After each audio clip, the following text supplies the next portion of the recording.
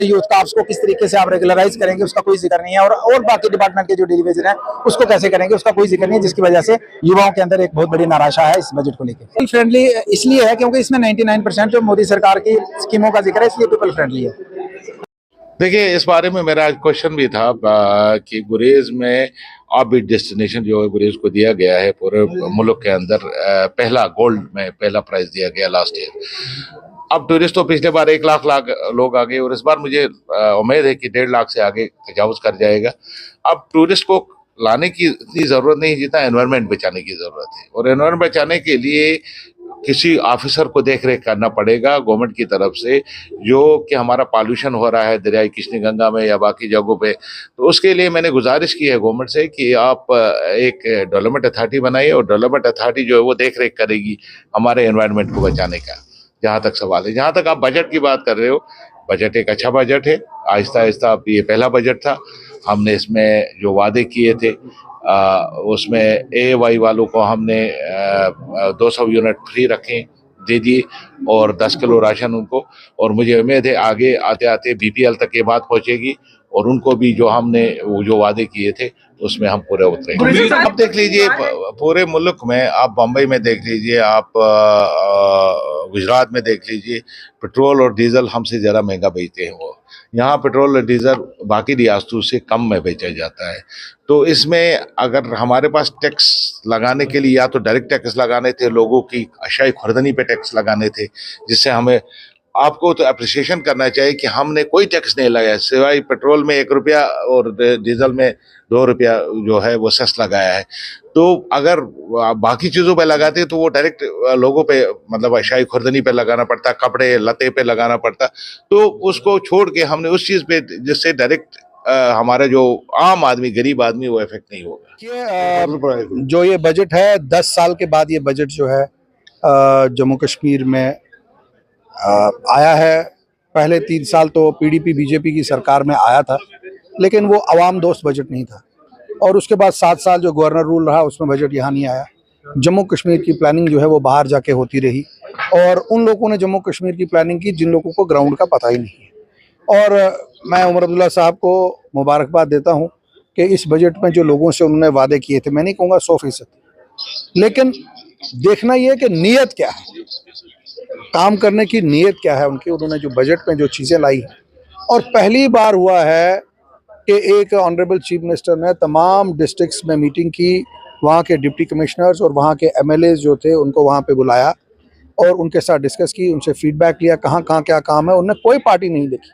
जिसमें PDP BJP Congress national conference तमाम MLAs से उन्होंने डिटेल ले ली कि आप ग्राउंड का हमें बजट दीजिए, ग्राउंड की मुश्किलात बताइए, कहाँ पे काम की ज़रूरत है, कहाँ पे मुश्किलात हैं, ताकि हम उस चीज़ को जो है वो रेक्टिफाई कर सकें और वहाँ पे दूर कर सकें। मैं ये समझता हूँ ये जो बजट है जिसमें बिजली की बात हुई, पानी की बात हुई, सड़कों की बात हुई, बसों की बात हुई, नौजवानों की बात हुई,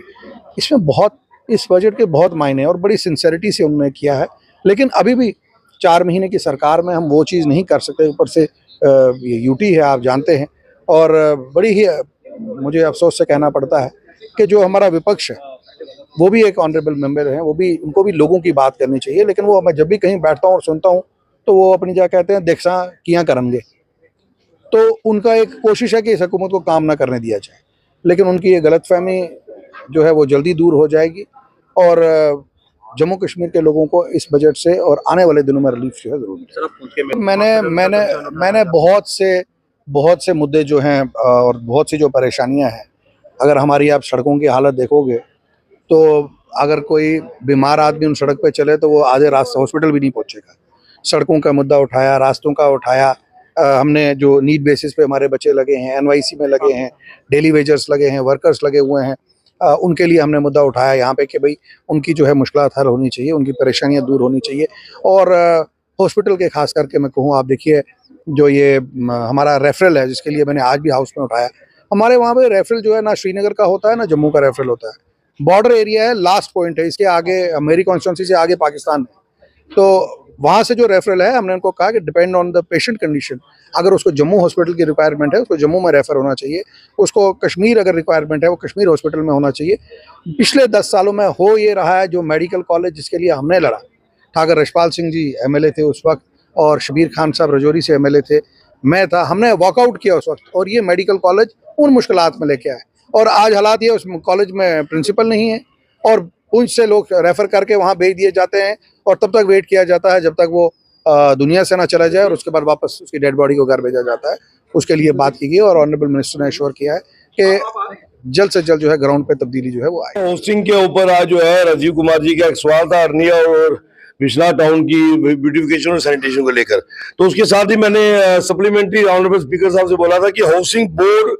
मेरी बाहु कॉन्स्टिट्यूंसी को सबसे ज्यादा इफेक्ट करता है, तो मैं उसके ऊपर एक सप्लीमेंट्री देना चाहता हूं। लेकिन अनफॉर्चुनेटली ये कह लीजिए कि स्पीकर साहब टोटली बाइस्ड काम कर रहे हैं, उन्होंने बिल्कुल हमारी तरफ ध्यान नहीं दिया और अगले एक्यू के लिए आवाज लगाई। मैंने फिर भी स्पीकर साहब की तरफ ध्यान दिया कि स्पीकर साहब कम से कम जम्मू कश्मीर हाउसिंग बोर्ड के अंदर क्या चल रहा है, और खास करके जब ये विभाग चीफ मिनिस्टर के पास है और चीफ मिनिस्टर हाउस में बैठे हैं और चीफ मिनिस्टर का डिपार्टमेंट डिस्कस होना चाहिए, स्पीकर साहब ने पूरी तरह से इग्नोर किया। लेकिन मुझे इतना पता है कि जम्मू कश्मीर हाउसिंग बोर्ड जब से एक्सिस्टेंस में आया है, आज तीसरी चौथी पीढ़ी जो है उन प्लाटों पे घर और दुकानें बनाकर बैठी है। जो भी सिलसिला वहां पे है हाउसिंग की मर्जी से हुआ है, लेकिन हाउसिंग बोर्ड ने अपना कब्जा आज तक नहीं छोड़ा है। भाई जब आपने कॉलोनी बनाई, लोगों को प्लॉट अलॉट कर दिए, लोगों ने आपके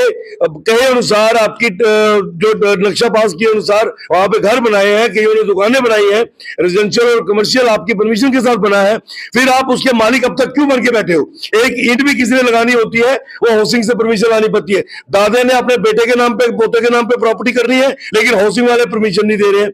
टोटली वहां पे करप्शन का डन चल रहा है। मैंने स्पीकर साहब से कहा कि आप चीफ मिनिस्टर साहब को डिफेंड करने की कोशिश कर रहे हो, क्योंकि चीफ मिनिस्टर साहब को पता है कि ये मेरा विभाग है, मुझे सफाई देनी पड़ेगी कि वहां क्या कुछ हो रहा है। अगर इन्होंने हाउस में इस बात को नहीं उठाने दिया तो हम सड़कों पर उतरेंगे। और हाउसिंग बोर्ड जो जबरदस्ती हमारी प्रॉपर्टियों के ऊपर दादा बन के बैठा है, कब्जा करके बैठा है, मैं अपनी कॉन्स्टिट्यूंसी के हर व्यक्ति को उसका फ्री होल्ड राइट लेकर ही सफर करूंगा। एडमिनिस्ट्रेटिव मीनेस है, एडमिनिस्ट्रेटिव माफिया है जो चाहता ही नहीं है कि उनका कब्जा जो है